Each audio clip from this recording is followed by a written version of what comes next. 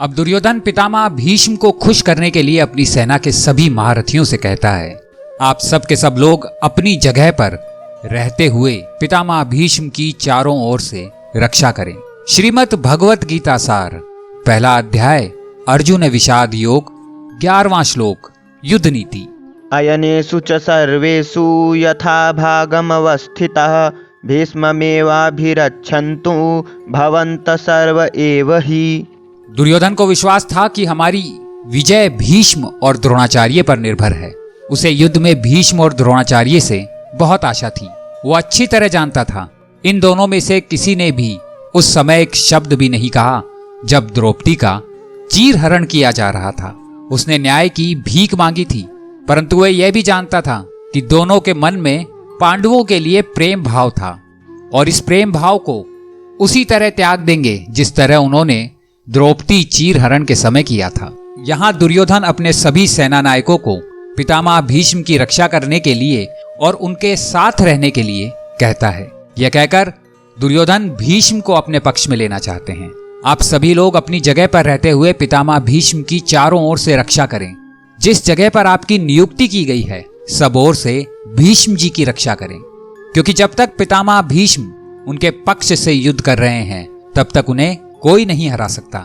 पितामह भीष्म अपनी रक्षा करने में समर्थ हैं, ये बात दुर्योधन भी जानते थे, परंतु अगर किसी कारण से शिखंडी उनके सामने आता है तो पितामह उस पर अस्त्र नहीं चलाएंगे। द्रुपद पुत्र शिखंडी पहले स्त्री था और बाद में उसे पौरस गुण प्राप्त हुआ है। भीष्म उसे स्त्री रूप में जन्म होने के कारण स्त्री ही मानते हैं। स्त्री जाति पर वीर पुरुष प्रहार नहीं करते, इसलिए वह सामने आया तो भीष्म उस पर शस्त्र प्रहार नहीं करेंगे।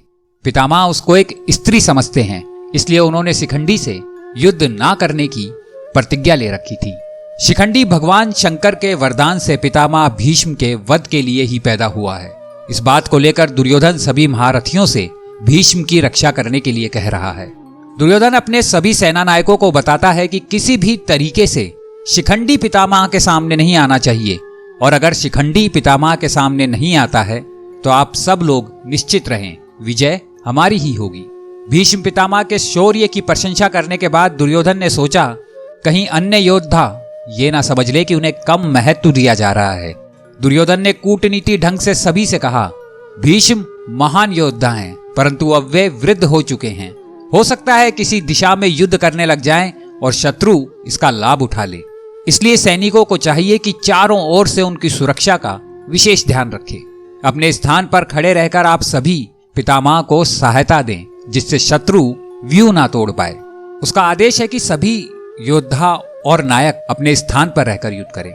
उसे इस बात की आशंका है कि अनेक राज्यों से आए हुए राजा यदि इधर उधर हो गए तो विजय मिलना कठिन है, इसलिए एक सही प्रकार की रणनीति अपनाते हुए वो सबको आदेश दे रहा है कि आप सब विभिन्न स्थान पर रहते हुए युद्ध करें और पांडव सेना का वध करें।